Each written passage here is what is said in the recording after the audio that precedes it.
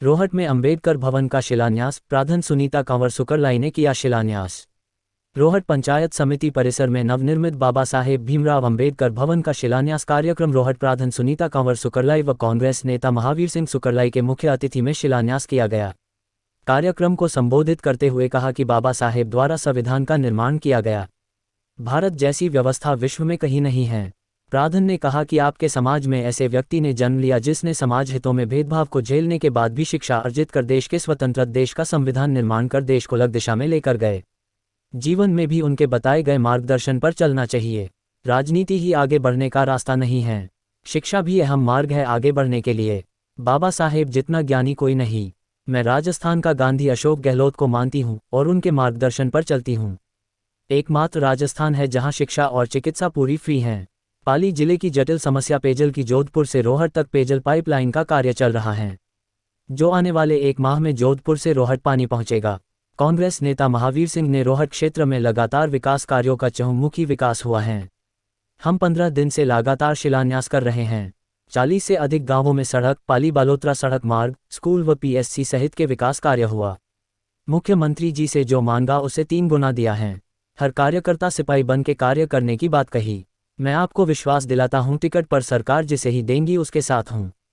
कार्यक्रम को उपप्रधान कानाराम पटेल सोना इलाका, स्थानीय सरपंच भरत पटेल, ब्लॉक अध्यक्ष गिरधारी सिंह राजपुरोहित, जोगाराम सोलंकी, पंचायत समिति सदस्य लक्ष्मण राम पटेल सहित द्वारा संबोधित किया गया। इस अवसर पर विकास अधिकारी विक्रम सिंह, बीईओ किशन सिंह राजपुरोहित, प्रभुराम जांगीर ढाबर, वार्ड पंच प्रकाश सोनी, विक्रम चेंडा सहित पंचायत समिति सदस्य, सरपंचगण व कांग्रेस कार्यकर्ता मौजूद रहे। आचार संहिता से पहले हम करना चाहते हैं तो पिछले 3 दिन के अंदर अंदर पूरा नक्शा लक्ष्मण चेंज हो गया। मैंने कई लोगों ने मुझे पूछा क्या अम्बेडकर भवन रोड में बन कहाँ रहा है, पंचायत समिति में आप कह रहे हो? हमने तो कहीं देखा ही नहीं पंचायत समिति, कई लोगों को पता ही नहीं था। लेकिन आज बन के आपके सामने तैयार हो गए। एक और सरकार ने पंचायत समिति में एक और बनाने की घोषणा की, सिद्ध हो गया।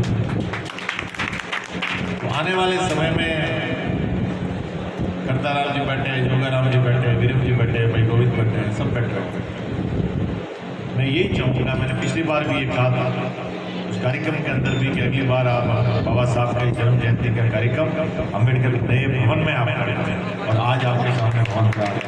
और इसमें मैं ये चाहता हूँ कि बाबा साहब के नाम से लगातार कार्यक्रम होने चाहिए, संगोष्ठी भी होनी चाहिए, जयंती भी होनी चाहिए, पुण्यतिथि का कार्यक्रम होना चाहिए, प्रतिभावान विद्यार्थियों को पुरस्कार समारोह का कार्यक्रम होना चाहिए। और फिर हम ये कोशिश करेंगे कि धीरे धीरे, मेरी एक सोच है, हम ये कोशिश करें कि पंचायत समिति के रोहट में एक लाइब्रेरी वेल अपडेटेड कैसे हो ताकि बच्चों को पढ़ने के लिए चुनाव के बाद हम सब मिलकर उसके लिए प्लानिंग करेंगे। तो ये आपकी गुजारिश है। हमारे लिए आज का दिन बहुत बड़ा दिन है कि जिस व्यक्ति ने हमें देश को ये माइक, आज मैं बोल रहा हूँ तो माइक और बोलने की जो आज़ादी दी है तो बाबा साहब ने, इससे पहले इस तरह से कोई माइक लेके नहीं बोलते। जो सब कुछ है वो बाबा साहब का दिया हुआ है। हमें खूबसूरत सा संविधान दिया जो अनेकता में एकता, हिंदुस्तान की विशेषता को दर्शाता है। आज देश में कई तरह की भाषाएं बोली जाती है, कई तरह की वेशभूषाएं हैं, कई तरह के धर्म हैं, कई तरह की जातियाँ हैं। तो उसके बावजूद भी ये जो अलग अलग तरह के रंगों का खूबसूरत गुलदस्ता जो बना है इस हिंदुस्तान को दिया वो बाबा साहब ने दिया। और बाबा साहब ने इतना हमारे लिए सब कुछ किया। किस आधार पर किया? वो आधार था जो प्रधान जी ने कहा था, शिक्षा।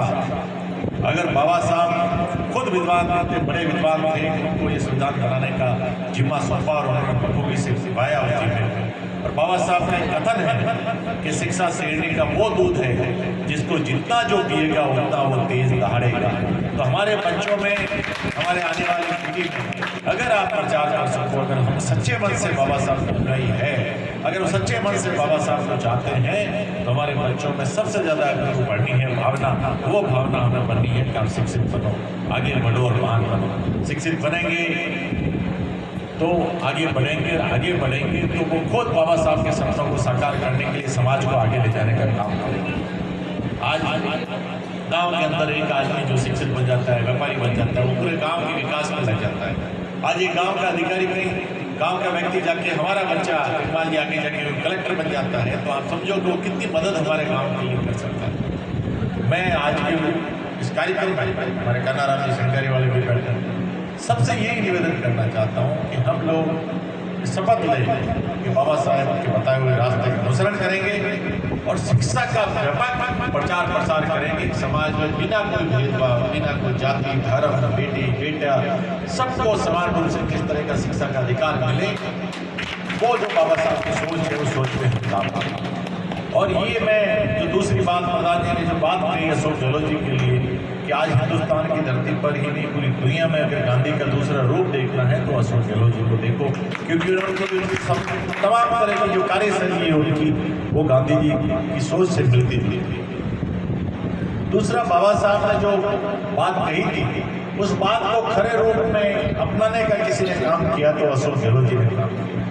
प्रमुख साहब अशोक गहलोत जी ने इस तरह से उसको अपनाया कि बाबा साहब की सोच थी कि सब आगे बढ़े, सबका विकास हो, सबको साथ लेके जाओ, सामाजिक सुरक्षा की गारंटी हो, और उस सोच को हिंदुस्तान में कहीं हुई नहीं हुई। अशोक गहलोत जी ने सामाजिक सुरक्षा का कानून हमारे हिंदू राजस्थान में बनाने की पहल की। आज उसी सामाजिक सुरक्षा की बात को लेकर उन्होंने पेंशन शुरू की, उसी सामाजिक सुरक्षा की बात को लेकर उन्होंने मुख्यमंत्री चिरंजीवी स्वास्थ्य बीमा योजना लागू की, उसी सामाजिक सुरक्षा की बात को लेकर उन्होंने निःशुल्क शिक्षा, स्कूलों के अंदर न फीस लगती है, न किताबों के पैसे लगते हैं, न यूनिफॉर्म के पैसे लगते हैं, दोपहर का भोजन दिया जाता है, दूध भी दिया जाता है, इंग्लिश मीडियम की शिक्षा भी आज निःशुल्क हो रही है। वो सोच बाबा साहब की दी हुई सोच को अपनाने का काम किया था हमारे मुख्यमंत्री अशोक गहलोत जी ने किया है। उसी सोच के सारे उन्होंने अन्नपूर्णा की योजना लागू की।